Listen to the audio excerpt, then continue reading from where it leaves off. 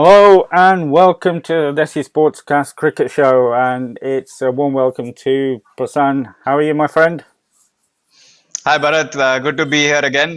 Been a long time since we spoke cricket actually. Last time we spoke it was kabaddi, so good to be here. Unfortunately, no cricket going on right now, but great to be chatting with you as always. How are you doing? Yeah, very well. And you mentioned no cricket going. There was meant to be cricket happening, but like you Yeah, say, it's been a long time since we had a cricket show. I think it was during the Sri Lanka tour, and yeah, there's a few similarities in the way that ended and the England series ended. And we say we're living in strange times, but these are very strange indeed in terms of how in May that tour was affected by COVID, and then this tour has been affected by COVID in one way or another, or was it? And this is something I want to get your views on as well in terms of this has been a chaos. What a fantastic! Let's firstly say it's been a fantastic series. It's been great to watch. absolutely.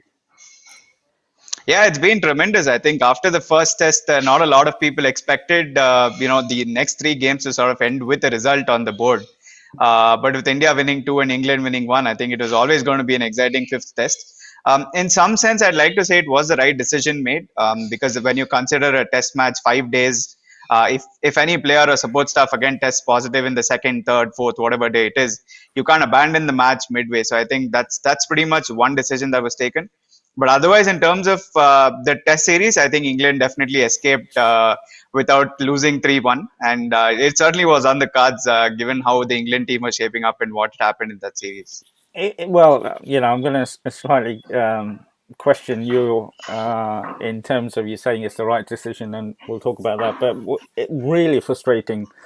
An hour before the match was scheduled to start, thousands of people had taken days off, spent quite a bit of money, a lot of money. We know what it's like to go to a game here, overnight stays and what have you, and to call off the game an hour before. It's really, really bad. I mean, I sort of, especially after the series we had, everybody was looking forward to this test because all Yeah. four test matches, even the first one that was washed out on the last day, it was brilliant cricket to watch. And, thanks to both teams in producing that cricket. So it was a real downer when the news started trickling out that this was going to be cancelled because there was a couple of doubts a couple of days before with the Indian team testing positive. Well, not the team, but a few of the squad and the backroom staff. But then we had the good news on Thursday evening that all the players had tested negative. And then you Yeah. woke up on Friday morning, and then the rumours started. And I'm thinking, you say it's the right decision, but I think there's something else going on here because if everybody tested negative, so the squad was available, and Manchester being Manchester, a couple of the days were going to be difficult, let's say, if you look at the weather, why not go ahead and play the test match? Well, I think to be very honest, going by what the experts have said, I think especially someone like Nasser Hussain, he didn't make two short words of him saying that the IPL is probably the scapegoat for all of this. The BCCI obviously wanted to concentrate on the IPL, and they were scared that some of the players wouldn't be available for the early phase of the IPL. But I think it's a lot more to that. Obviously in terms of an economic standpoint, or in terms of the stakeholders, or in terms of the fans who had bought tickets, it's obviously unfair on them because they aren't getting to watch a test match, or or the amount of money involved. I'm led to believe it's around 30 million that the ECB is going to be losing, given that this test match won't happen. But I think in terms of a humanitarian perspective, and in terms of what it was going to mean to the players playing, obviously that there would have been that amount of scare. When England did come away from the tour of South Africa, it was a limited over series, so it wasn't going to be a case of needing to play all 5 days of the test match, and give 2-3 tests every day, make sure the players are in the right spirits, the coaching staff in the right spirits. So I think given the whole bubble transfer and the whole idea of being in that bubble, needing to stay in there without too much contact with the outside world, it's been very stringent on them. And I think it's only fair that the players were sort of given this, or rather, the boards had a discussion and came to an agreement that the match will happen at a later stage, probably in the next summer.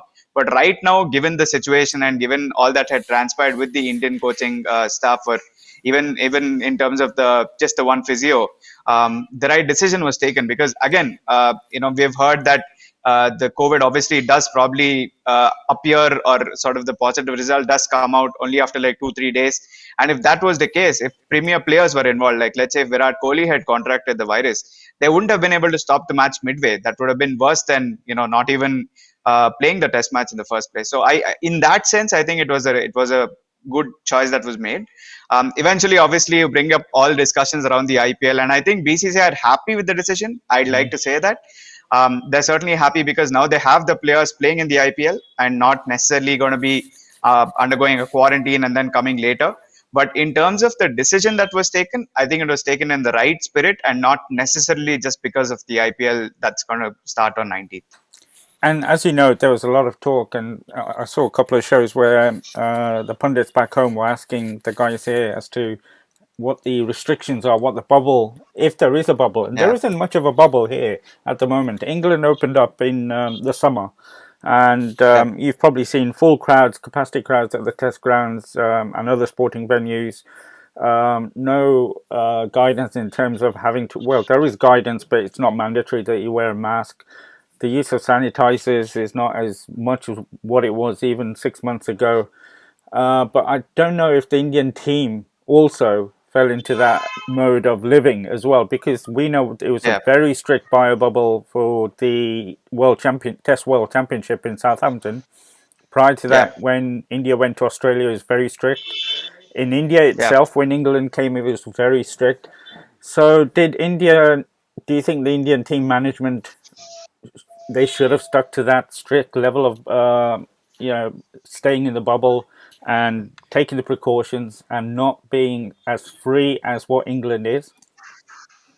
Absolutely. I think certainly the blame has to fall on both parties, but especially the Indian contingent, Oh, because they England, did England. let the guard down. You're not going to pass some of the blame on to England, are you? No, I mean it's about the restrictions. I honestly do bring up this Javo incident. I don't think they can be that stupid to let the man on the ground. I mean, either the ECB is in some capacity involved in it, or they can't be that foolish to let a man just jump into the ground, go and crash into Bairstow and do all the antics that he did. But I think like certainly the Indian contingent has to be blamed, beginning with that Ravi Shastri book launch that happened. Obviously, we saw photos of that where I think Kohli was also present in the event. There were about 100, 150 people without masks on. I think Sun wrote a very scathing report about that, in which they did mention that that very incident could have been, the reason why this whole incident happened in the first place. And on top of that, they also did mention that the Indian team, actually, the players did take the train and not the coach to Manchester, which could have been further, fueling factor to the whole incident that's happened. So there's a lot of blame that has to fall on the Indian players and the Indian coaching staff for sure. But you never know, because the Indian side of that is saying, the lifts at the stadium, the lifts at the hotel weren't sanitized, and there were, the hotel people as well in the same lifts, and just traveling with them and things like that. So um, obviously, one party is trying to blame the other. The Indian contingent is certainly at a bigger fault, especially with the event that happened and them traveling in a train and not the coach. They certainly let their guard down, but I think, I mean, we were chatting this before the show, and you sort of said that the country is starting to live with the whole pandemic existing within the country, and I think that's what the case is with India as well. Eventually, we'll get to a stage where we'll be coexisting with the pandemic. So that's where it's got, but unfortunately, it led to this, and I think it's a big learning curve for sure. And we have to mention, I mean, they call it the elephant in the room, but a lot of people have said it's the main reason why the BCCI were very happy to have, and you said it yourself, they're happy with the way it's been cancelled, the IPL. But just before we talk about the IPL and the repercussions that it could have had if a couple of players had tested positive, do you think India should have forfeited this match, which is what a lot of England fans say they should have, because it was down to the Indian team that the game was cancelled, not because of the English team? Yeah, I mean, I could see that smile on your face when you said India should have forfeited, but I think you're innocent Because until you're that was proven in the guilty. And initial ECB statement, they did say that India had forfeited. Yeah, and I don't even know whose powers came to the fore, but they just removed the word forfeited from the statement. And I think it's a simple case of innocent until proven guilty, because you're never going to come down to the case of why this happened, because there could be like a million causes that really led to this. One, like I said, one's going to pinpoint the other and say you did this, you did that. The England party is going to say Ravi Shastri book launch. Indian players came in the train. India are going to say your rooms weren't sanitized, your hotels weren't sanitized, we didn't have a chance to come and coach and things like that.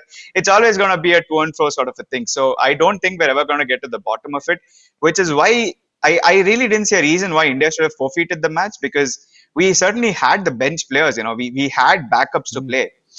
It was a case of trying to be a little bit more on the humanitarian and hygienic side of things, because you never know. I mean, if all of your 11 15 players test negative, but on the third day of the test match, let's say Rohit Sharma needs to go out to bat, but he's tested positive the previous night, who are you going to send outside? You can't really get a player in, because it's not a concussion substitute. So I think, considering the complexities of what a test match brings to the fore, and the whole issue of the whole COVID scare that happened in the Indian camp, it was a decision taken. So I don't really see a need to have forfeited the test match. I don't know why England wrote that in the statement in the first place. I think they drew a lot of flack for that as well. But eventually they got rid of the word from the statement, and it just says cancelled and will be played at a later stage for now. So I think BCCI and DCB have come to like a common point where they've decided that they will play it at some stage, but when that happens is a mystery to all of us. And I think this is also a reflection of the power of the BCCI, Yeah, absolutely. because for we were talking about the loss in finances. Old Trafford hasn't got a test next year unless they reschedule this one because India are coming back, aren't they, for a Yeah. white ball series. So I don't know if Old Trafford might get this test match back, but they've been preparing for this for a couple of years and they've lost a fortune. But the fortune can be they can be compensated because of the power of the BCCI. And I'm sure that was part of the conversation that the BCI, insisted that the ECB change that statement from 30 years ago, 40 years ago, when the MCC was ruling the roost. How tables have changed. Yeah, I mean, you never know unless there's a certain source for it, but there are probably a couple of under-table dealings that have happened, because one statement from each of the boards will not work towards making this a possibility. I mean, like I said, see, I mean, the whole point of BCCI and franchisees arranging chartered flight to fly their players out of the country immediately, for them to come and quarantine for the IPL is obviously an easy scapegoat for anyone to Yeah, because capitalize on. I read this morning, that the Mumbai Indians contingent is already in Abu Yeah. Dhabi. Yeah, they are, and I mean, obviously the BCCI is going to do anything, and they're going to pull out all the stops to make sure that the IPL starts on time. But let's not forget that the IPL did stop as well on May 4th. They did take a decision that they had to stop the IPL because of the pandemic, and now that it's happening again, obviously the BCCI has realized that they can't splurge a whole amount of money to reschedule it all over again. The logistics change it all over again, and I'm sure, I mean, obviously you and I can't, I mean, I definitely can't figure out if there are any under table dealings that have happened within the BCCI or with the BCCI and the ECB. But for sure, I think there's something that's happened there, because they've come to a mutual consensus saying we will play the test match at the later stage, but the date and the time hasn't come out yet. So we'll just need to wait for that. I'm smiling because I have to play the devil's advocate. It's fantastic for an Indian sports board to be so powerful on the world stage that they can I am literally not denying that at all. they've got so much power they can bully a center country into doing what they want. But just playing the devil's advocate, is it good to have one board? Because if the shoe was on the other foot, I don't know. Yeah, I mean, it probably wouldn't have happened the other way around if that's what you're trying to say. I don't think the ECB could have forced the BCCI to cancel a test match, which happened here, or it might have. I mean, I'm just saying the complexities that test match cricket really brings, because of all the it's the 5 day action that happens, and I think. That's also why the Ranji Trophy wasn't played last year, simply because it was very, very hard, for the BCCI to organize this 3 month period, put these teams into bubbles, 5 day matches. So it's very hard when it comes to Test cricket. And ODI For example, the T20 was rescheduled.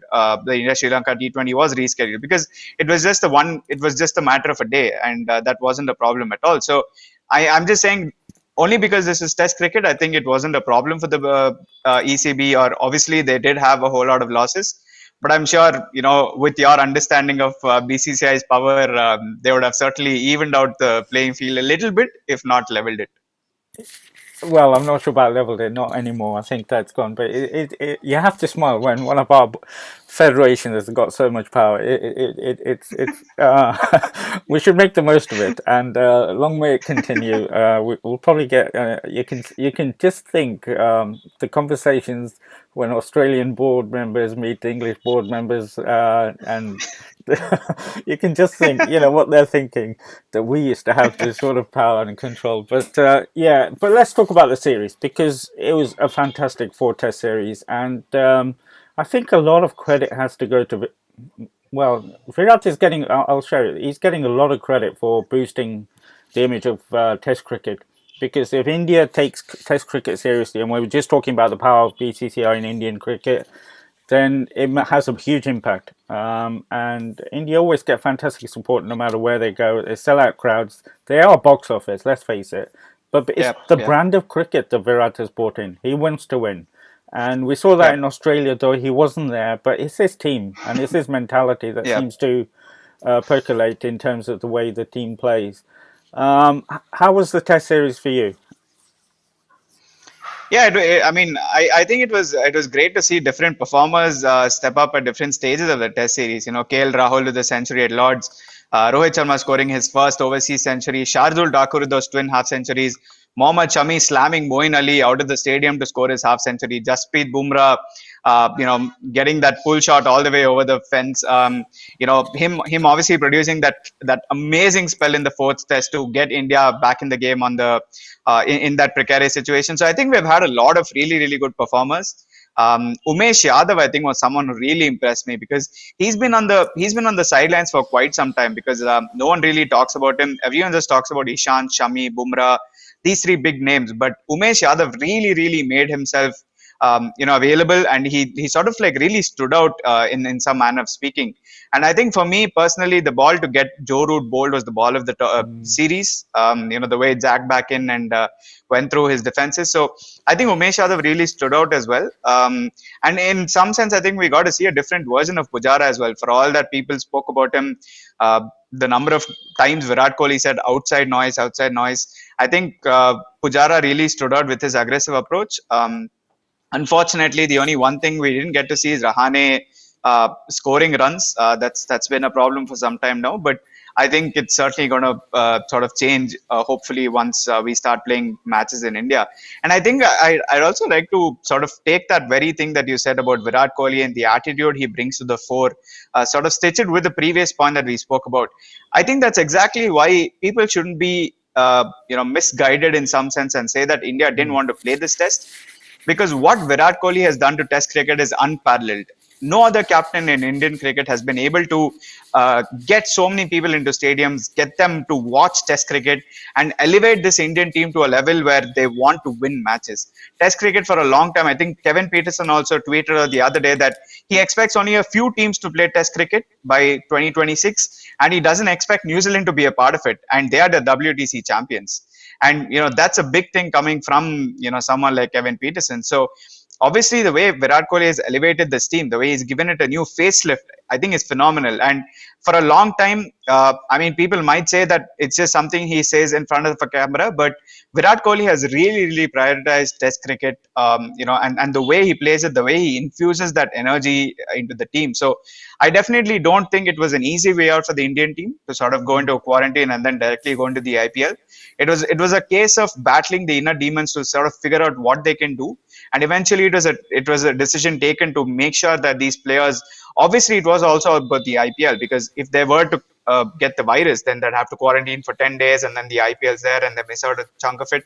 So the IPL would have certainly played a role, but I think it'd be fairly unfair to say that this was done just for the sake of the IPL. Yeah, and I think you make a very good point that Virat is one of those. He wants to win everything. Yeah, And I think even when he's going to play with any game with his daughter, he'll probably try and win that as well. But he's got that mentality, and there's no way he would have forfeited this game because yeah, he's a born winner and he hates losing, and you can see that when he plays.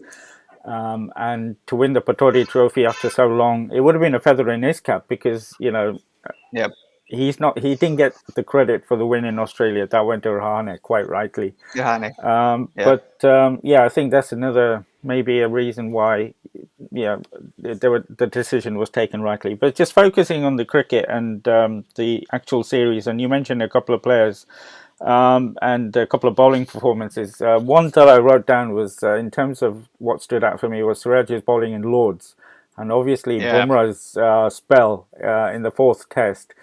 Which one did you think was the better one? Because everybody rates obviously Bumrah as one of the best ever, but I thought Siraj when he was bowling that spell at Lords, it was like unbelievable spell. Yeah, he was really breathing fire, and obviously Sam Curran, I think, will have very, very unfortunate memories of his batting in that particular Test match. And he was just a wicket away, from getting on the Lord's board, Siraj, in that match. And I think he's really built that passion inside him. He wants to take wickets. I mean, it's pretty clear that he wants to silence his critics all the time. He has that winning attitude. He's sort of transformed into a fantastic red ball bowler. The amount he was ridiculed during the previous IPL, from there to have performed well in the IPL, to come here and obviously lead the bowling attack in Australia, come here to England and put up a phenomenal performance, I think is a sign of him maturing as a really good bowler. And I think bang on. I really agree with you there when you say that Siraj was a lot more impressive than what Bumrah was in the fourth test. And I think like him being added to that trio of Ishan, Shami, and Bumrah is doing really, really well in terms of giving this Indian bowling attack a lot of teeth. I think for a long time, the Indian bowling attack was being spoken of just a side which relied on its spinners at home. But with this bowling attack right now, I think we're certainly world beaters, not only in home conditions, but abroad as well. Yeah, and I think he's not the find of the tour, but he can be added to that bench strength that we've got of fast bowlers that you mentioned there, including Umesh. And in terms of the performances, obviously the standout has to be Rohit's first century, and what a crucial century it was. Yeah, fantastic. I think in the press conference as well, he was asked, "Do you rate this as your best century?" And he was like, "Yeah, obviously, it's my first overseas Test century." So it was great to see the way he approached that innings as well. Obviously in India we have a very, very superstitious approach to cricket. We don't tend to change positions. We sit on the same couch. We don't tend to take the player's name until they get to the three-figure mark. And I think that was obviously something that we followed as well. But really kudos to Rohit for taking that approach. Really through this Test series, he's been very, very he's adapted fantastically well, and I think He's not that's playing been his natural the code game. for his success. Absolutely, and it's also been very tough for him. A lot of people think that the aggressive batting comes naturally for him, but he's also played those knocks where he scored 10 runs of 90 balls, 20 runs of 100 balls, 30 runs of 100 balls, and it's been very hard for him. So for him to come out of that, for him to put those issues aside and put up that performance, I think was phenomenal. And I think he was also the standout batsman for me in this whole series from the Indian team. I think also credit needs to go for KL as well. He stepped up at the last minute as opener, and everybody knows that India had the worst of the conditions apart from the first test where they had to open in typical England conditions, were overcast, and but he stepped up as well. Yeah, Kale was fantastic. I think he's someone who really obviously loves playing. Opening the batting. He's done that very successfully as well. Even in domestic circuit, he opens the batting for Karnataka. Obviously, a very different challenge, to bat in English conditions. But I think he's done really, really well to keep Mayank Agarwal out of the side, who is the regular opener of the team. I think he did a great job. And honestly, KL Rahul, the way he's also matured, I think a lot of players we've seen have played their roles to perfection. KL Rahul obviously is one, Mohammad Siraj, Shardul Thakur for his counter-attacking batting, and obviously his bowling as well, where he was pretty accurate in terms of what he did. I think overall we've seen a lot of players come out of their shell and really express themselves, and I think it was a great test series, a very satisfying one, if I may say. Well, you named him, and I wasn't going to name him. I was going to say the person whose name we don't take for obvious reasons, and listeners of this show will know why. But wow, we've got a genuine all-rounder there. Yeah, absolutely, and I think that's why a lot of people expected him to be a part of that T20 World Cup squad as well, going by what he did in that Test series. And I think he And should I have think been, he but was, we'll talk about the T20 yeah, World Cup. But just put it on record, I think he should have been. yeah, for sure. I think the way he sort of really, uh, like I said, came out of his shell. I think it wasn't expected for him to do such a great job. But overall, I think the way he played was great. And I mean, he sort of bailed India out of trouble on a lot of occasions, especially with the 36 ball 57 that he scored. It wasn't easy, for him to Mm. sort of come out there with all the top order batsmen failing, middle order batsmen failing.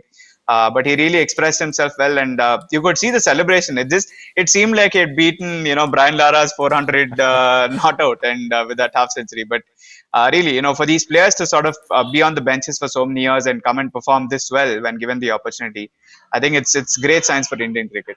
And you alluded to Stardur stepping up when the middle order and lower middle order are disappointed, but we've grown a tail. Our tail has disappeared, basically. What a performance Yeah, by the bowlers in batting. absolutely. Yeah, phenomenal. I think I don't know. I mean, none of them really did mention that it was Vikram Rathore who worked with them, but I'm sure it was Vikram's, the batting coach who really put the efforts in with the boys. I think there was a very interesting conversation that Dinesh Karthik had with Bumrah that was on Sky Cricket YouTube. Where Bumrah says no one takes us seriously as Yeah, batsmen. yeah, yeah. We really actually put in the effort, but no one takes us seriously. And he specifically mentioned that the Indian team is in a phase where they've discussed that the bowlers have realized that they need to make contributions low down the order, and how much ever runs they score will obviously benefit the team a lot more. So that Shamra partnership that happened, Shardul Thakur scoring the runs, I think, like you mentioned, the tail certainly disappeared, and I hope it doesn't come back anytime soon, because that's not something we need. And it was a joy to watch because there was a lot of intensity in terms of the passion from both sides. We saw that it didn't cross any lines, in Yeah. my opinion, but it was great to see. But the Indian tail, I keep calling it tail. Let's not call it that. The Indian lower order really stood up. They weren't scared of the intimidation, and in fact, they turned the matches around in terms of when they came in. England were on top, but due to their performances in a few of the tests, they put England in the back foot. They really stood up. Yeah, yeah, totally. I mean, with that partnership, especially between Shami and Bumrah, Shami scoring that half century and Bumrah complimenting him, I think that's what really got India away from that 181 for six to actually put up like a fairly decent total, which challenged the English batsmen. And if not for that, and if not for Shardul's twin half centuries, I think we would have certainly been in a whole lot of trouble. So yeah, absolutely. I think them putting up those contributions was important, because the middle order didn't really fare too well. Let's be honest, Yeah. they weren't consistent at all. Mm. And in fact, I think Bumrah had a better average at the end of the series than Rahane did. So that just goes on to show how much they've worked towards batting. They've realized that the team needs it, and that's pretty much why they went out and did what they did. And while you were saying that, it just made me bring a smile to my face that we saw the intensity and the aggression from the Indian players in terms of the verbals as well, and the Yeah. bowling against Anderson, which it Oh didn't go yeah. down with England, but the power the BCCI has is being reflected on the pitch. The guys are so aggressive and so passionate, and on the front foot, and we used to get this for years. And I've said it for a long time that I enjoy that aspect of the Indian team changing, not just in Indian cricket, to be fair, in all around Indian sport. They're a lot more confident going out and standing up to anybody in the world and saying, we're as good as you, if not better. Yeah, I mean, I'd say that's again a trademark Virat Kohli thing that's sort of been rubbed onto the team. And I remember this one sledging incident that happened between Steve Waugh and Parthiv Patel, where I think Parthiv Patel was trying to sledge Steve Waugh, and he said, something about him being in his nappies when Waugh made his debut, and that's like one of the biggest, I mean, one of the most, funniest sledges that I can think of. So I think that's going to happen with Anderson as well. 20-25 years down the line when all of the current Indian cricketers kids come and play for India, Anderson's gonna say, guys, you were in your nappies when I was rolling out your fathers on the cricket field. So I mean, Anderson's absolutely ageless, and you could see that he was getting so riled up. You could see that every ball that hit him, he was groaning in pain, and you could see that he was waiting for the short ball a lot more than those full deliveries. And that 10 ball over from Bumrah to Anderson, I think, is easily the best thing I've seen for a long time. So, And do you know yeah, what? fantastic. I think that knocked his confidence in terms of batting because I've seen Anderson block and stay there for a while. But whenever he came Yeah, on, you just knew like when you go out into a football pitch, you see the opposition and you lose before you kick a ball. He was out before he even got to the crease and took his guard. You could just see in his face. I think that spell really knocked his confidence. well, after Headingley, of what happened, I think Jack Leach should always be the number 11. I'm going to finish with that. But and what was I mean, this was all summed up by that 60 over game at Lords because that's what it was in the end on the fifth day, and the way the Yeah. team talk with Virat, and from the first over, and you saw Siraj running in, all the players giving verbals. It's just brilliant to watch as an Indian supporter. But I have to say that it didn't go down well in the press in terms of the bowling against Anderson. The aggression of Virat Kohli didn't go down well at all. We know how he pumps up after how he celebrates after each wicket. Um, Yeah. it's good to see. Let's put it that way, because we've taken a lot when the Indian team comes to England and other teams as well. So it was brilliant to watch. But in terms of that one blip, which was the third test, and it's the only toss Virat has won as well.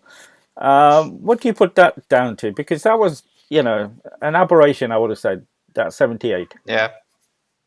I think he should just stick to losing the toss because it just seems to be working in his favor. If he wins tosses, he loses games, and that's become too much of a pattern. But yeah, I think honestly, it was a mix of the England bowlers bowling really good lines and the Indian batsmen throwing away their wickets. Because I don't think there were too many unplayable deliveries in that particular innings. It was more about the Indian batsmen trying to fish outside the off stump and sort of trying to play shots which they didn't need to. So it is probably a culmination of all of that, and eventually it led to that unfortunate score, from which we could never come back. Because when you're defending, or rather, when you're trying to keep the lead to a very very low total when you've got bowled out for 78, it's always a tough task. So I wouldn't be too harsh. I think it was one of those off days, so to say, and hopefully they learn a lot from that. That they probably shouldn't be chasing anything outside of.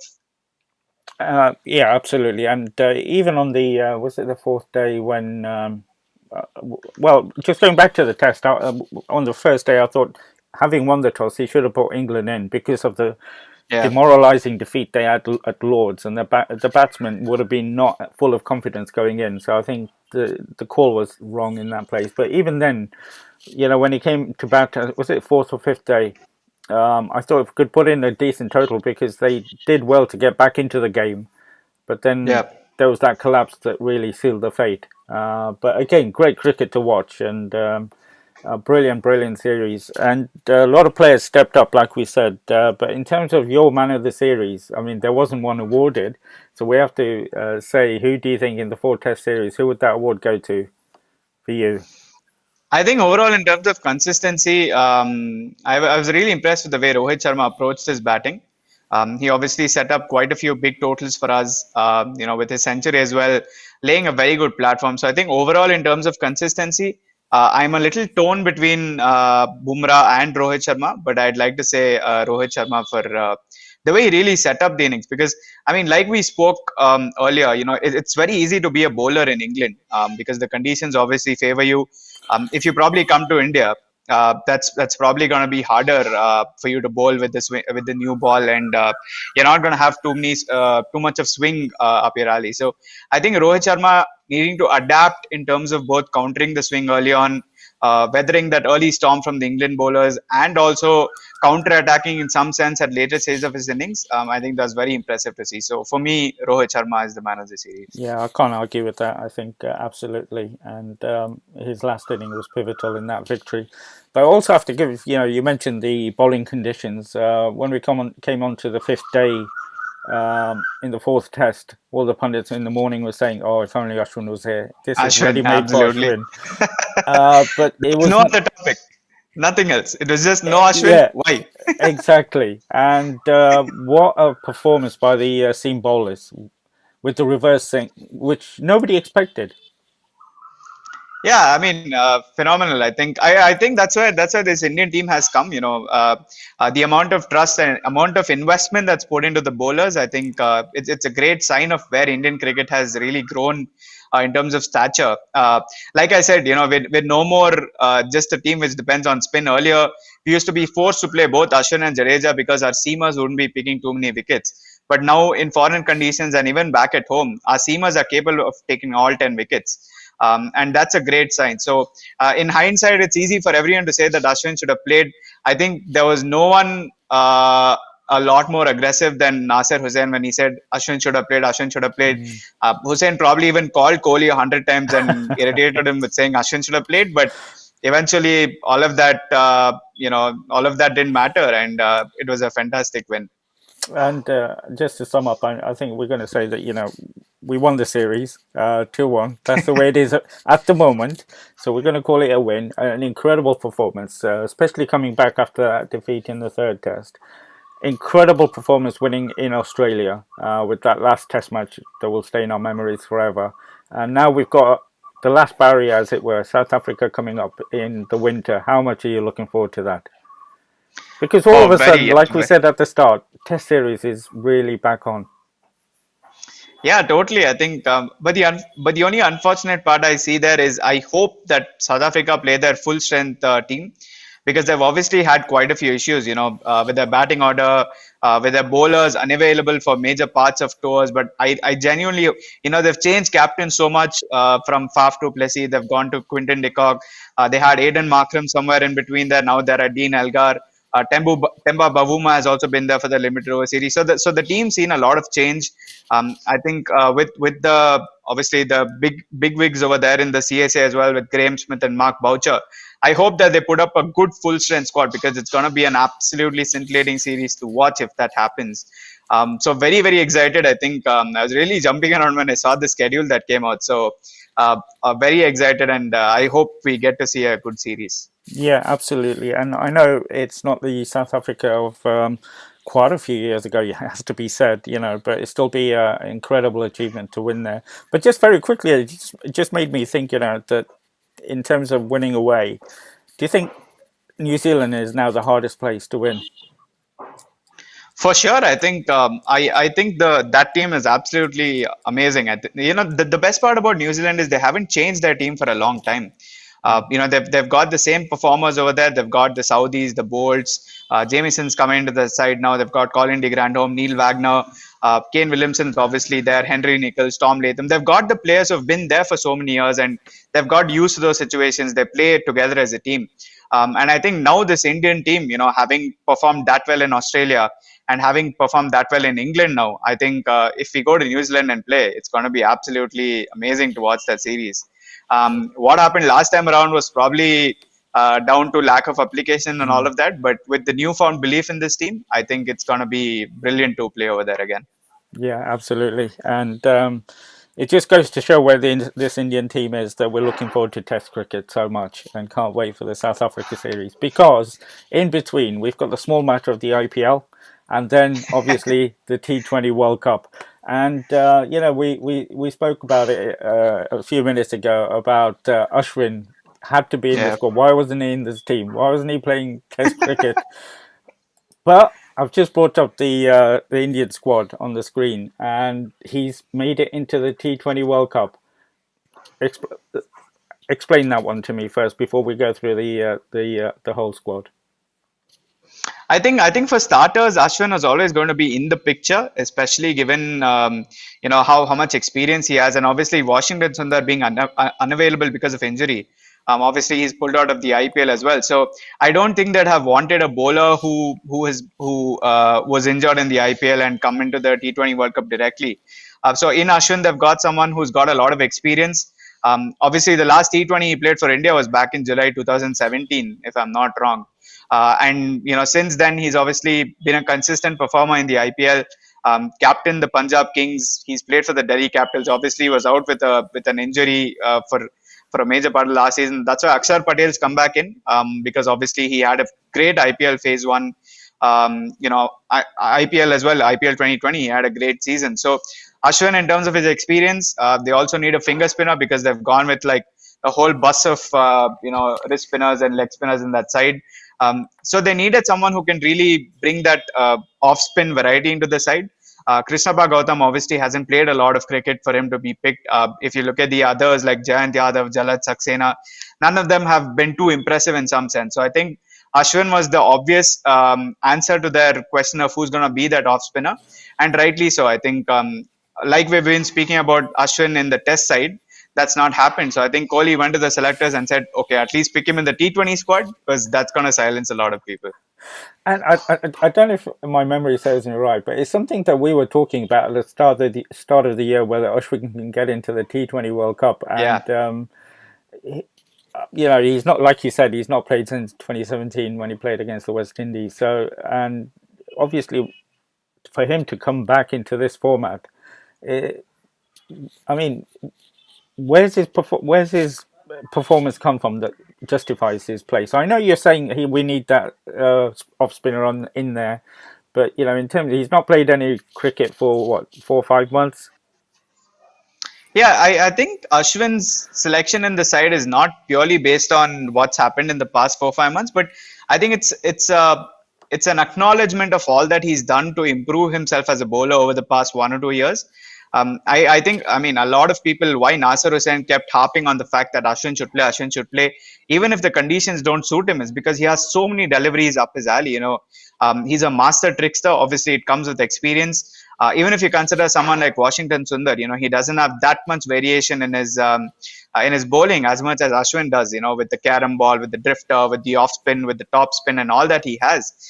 I think he's really matured as a bowler. He's really got a lot of new deliveries up his sleeve, and he's 100% going to be a handful on those UAE pitches because once they start drying up, after the IPL, the pitches will turn. They will produce a lot of spin. They'll start to crack up a lot more, and that's exactly when Ashwin comes into the picture in Test cricket. So if he can do it in Test cricket, he's certainly going to do it in T20 cricket as well. And before we talk about a couple of players that I want to highlight, because there's no major surprises, but there's a couple of major surprises in the omissions. Yeah. Shikhar Dhawan and obviously Chahal. Your thoughts on both of those? Because if we're talking about recent performances, Chahal has went to Sri Lanka. He's played T20 cricket more recently as well than, let's say, Ashwin. I think Chahal's case is very, very unfortunate. I'd like to say it's a lot more unfortunate than Shikhar Dhawan's case, simply because even until the Sri Lanka series and even in the England series, Yuzvendra Chahal was our lead spinner. Unfortunately, Kohli underbowled him in the IPL, underbowled him in the England series, and for fair reason because he was proving to be expensive. It just seemed like he was using that one wide and slow delivery that he bowls outside the off stump to right-handers. But I mean, that said, there was a phase where we had Kulcha in the side, and now we don't even have Kul, we don't even have Cha. So it's all down to new spinners. It's all down to Varun Chakravarti, Rahul Chahar, Ravi Ashwin, Jadeja. So it's very harsh on Chahal. I think he should have at least been in the reserves. But given that they already have gone in with 5 spinners, Chahal didn't make the side. And as for Dhawan, I actually wrote an article and I spoke to someone from the BCCI and they said that it's because of Shikhar Dhawan's conservative batting approach. But the man scored 380 runs from 8 matches in the IPL and he's looked in very, very fine touch. So they've instead gone for someone who's a little bit more fearless with the bat. in Ishan Kishan, who obviously impressed in his debut series and has done well for Mumbai as well. So it's a culmination of a lot of factors, but I think it's a lot more unfortunate for Chahal than it is for Shikhar Dhawan. And in terms of the spinners, you've mentioned it a couple of times that we've gone in with five spinners, and the IPL is going to be played, what, 30, 40 games plus? So is Yeah. that a plan of the power of the BCCI that they're going to make sure these tracks are going to be heavily used, the light roll or heavy roller to make sure they're dry and what have you? By the T20 World Cup and the ICC ground staff come, they won't be able to do anything with the pitches, and they'll be slow turners. Yeah, I mean, before that, I think you should really add power of the BCCI to your Twitter bio because this seems to be your favorite phase right now. No, but for sure, I mean, jokes apart, I think that that's certainly something they're looking for. I think England have missed the trick with their provisional squad. They've gone in with just two spinners in Adil Rashid and Moeen Ali. India have gone in with five. And obviously, last time as well, we saw that the UAE pitches did provide a bit of turn. And India will be playing in both Abu Dhabi and Dubai. We're not going to be playing a single match in Sharjah. Obviously, the boundaries are bigger. But that said, I think Abu Dhabi and Dubai suited little bit more pace than the pitch at Sharjah. And going in with just three pacers and Shami, Bhuvi, and Bumrah, with Deepak Chahar in the reserves, I think is a little bit of a tactical flaw. But that said, I think we're going to be playing three spinners in the first 11, including Jadeja. And that's why, given the pitch, given how it'll dry out and how it won't be fresh ahead of the T20 World Cup, that's a definitive analytical plan that they've gone for.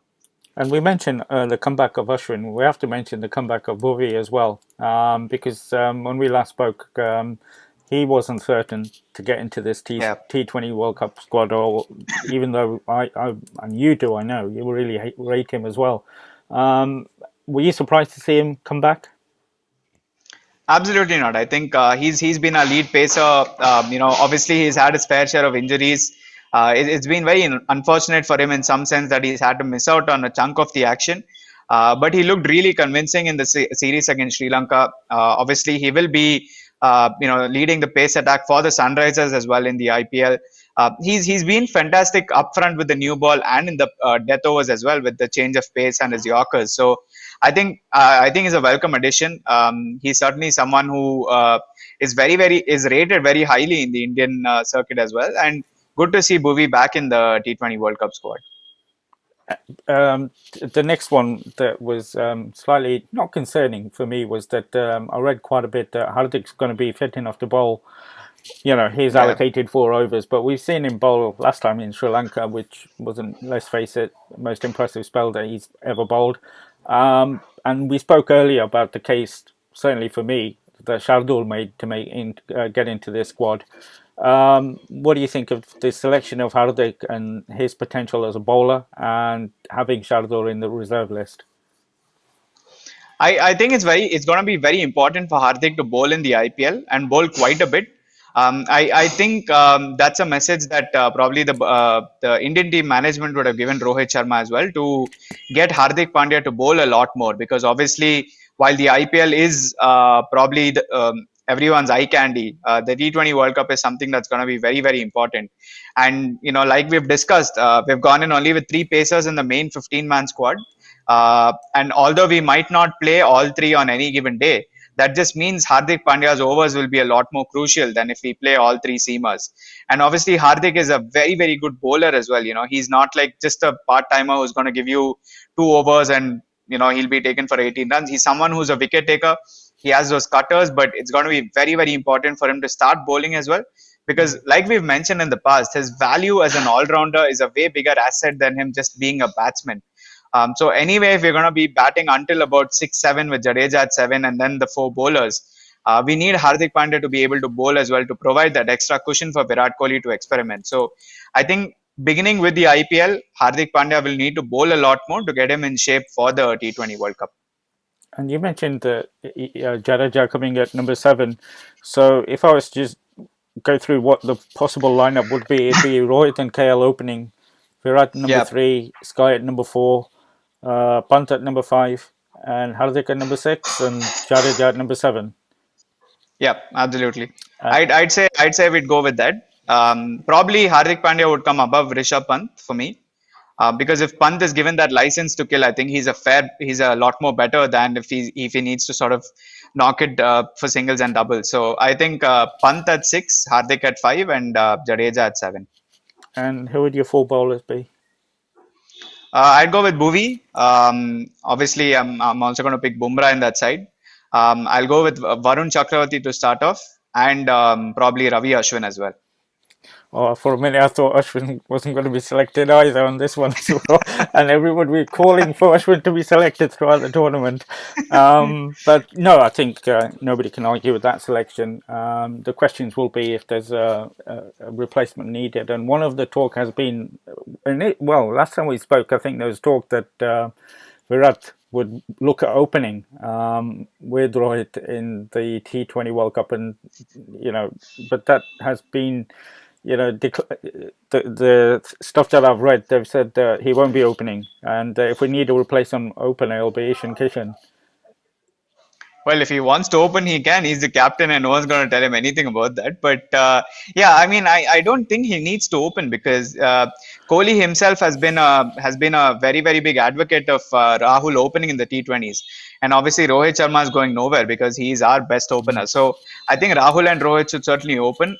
In terms of an ICC event, I don't think there's too much room for experimentation. Ishan Kishan is there obviously as a backup opener only, and as a floater to play in that number 3 to number 6 position. So I think Kohli should definitely stick to number 3 because that's something that served him well in the past of T20 as well. But what's interesting is for me is if he opens in the IPL, which I'm pretty sure he's going to be doing, he'll need to get back into his number 3 mode for the T20 World Cup. So that's going to be an interesting shift. But given the quality of player he is, I don't think it should be a tough ask for him at all. And you mentioned RCB there, and I think it'll be interesting to see how Chahal performance Yeah. because he'll have something to prove, and I think that might benefit your boys in the IPL because I'm sure he's not too happy about not being even in the reserves. But another piece of news that made just as big a headline as the actual announcement of the squad was the announcement of a backroom staff member, and Yeah. the one and only MS. Explain that one to me.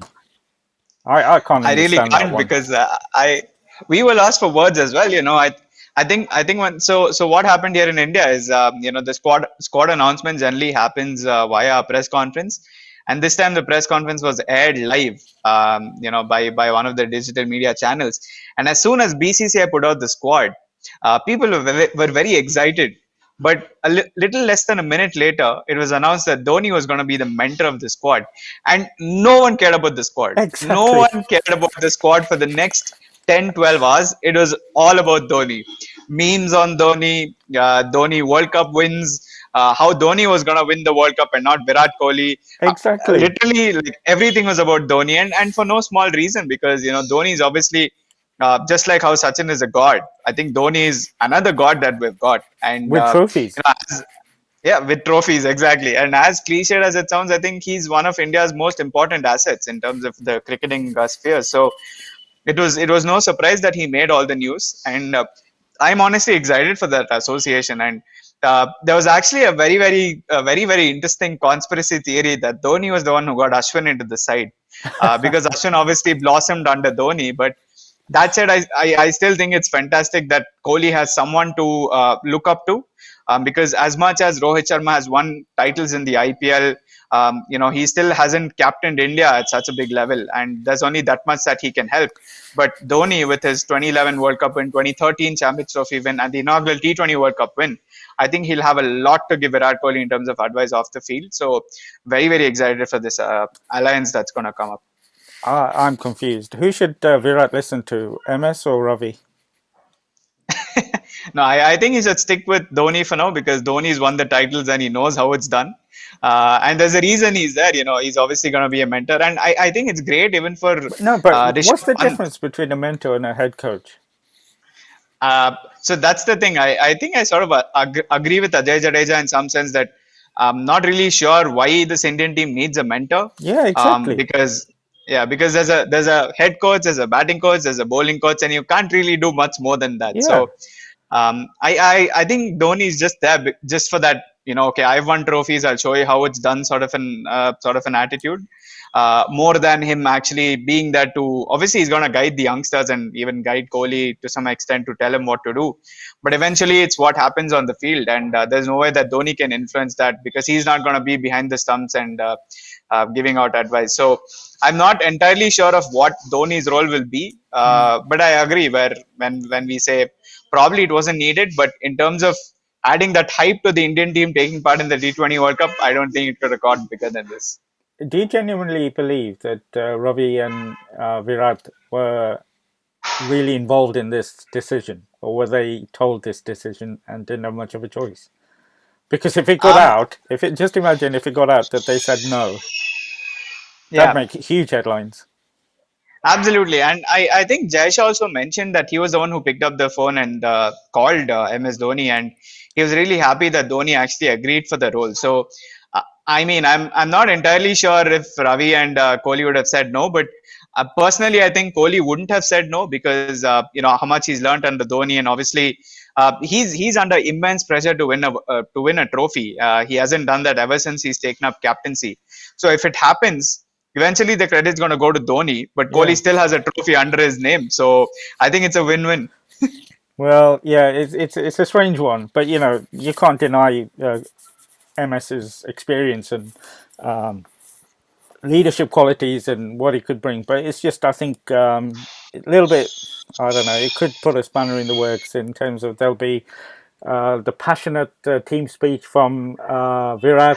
There'll be a calmer speech from Ravi, and then what's Emma's gonna add to what those two have already said in the dressing room.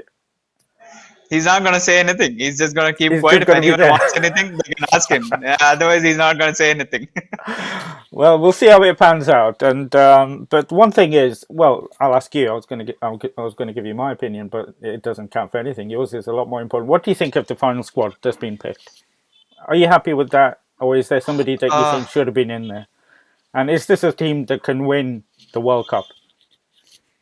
Oh, it's certainly a team that can win the World Cup. I'm definitely not. I mean, I certainly think that's something that's worked out well in terms of the overall squad that's shaped up.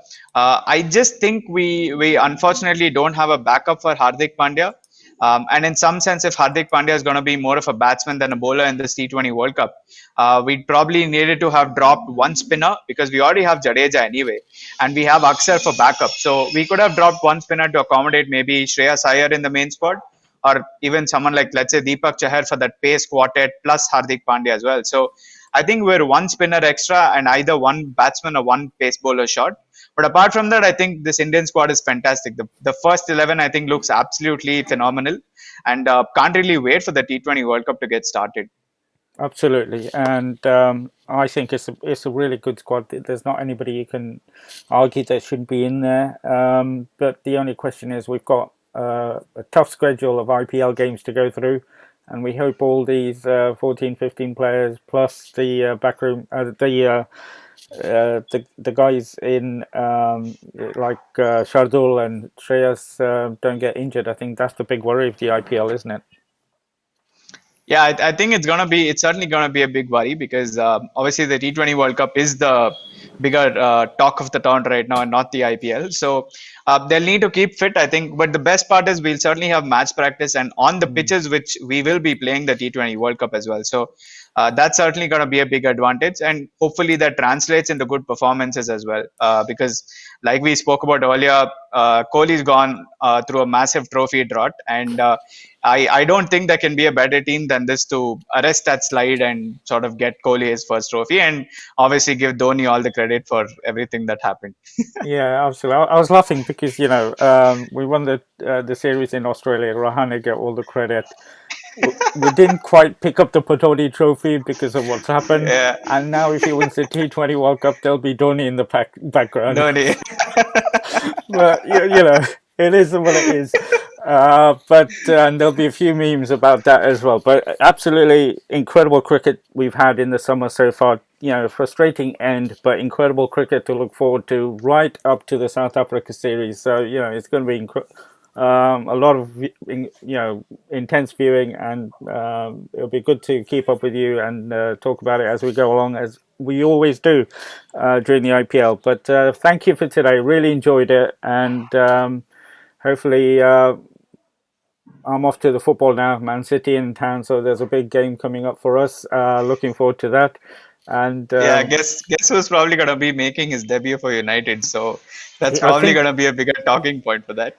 yeah, he's definitely. I think he's definitely going to be playing some part, if not the full game. But we don't have to worry Yep. about that. We've only got Pep's team to worry about. So we'll see how it goes on. That's why I'm wearing the cap already. That we'll see what happens. But fantastic, Prasen. Fair Great enough. talking to you as always. And you stay safe, my friend. And I'm sure we'll catch up again very soon. Take care, my friend. You too, Bharat. Cheers. Thanks a lot.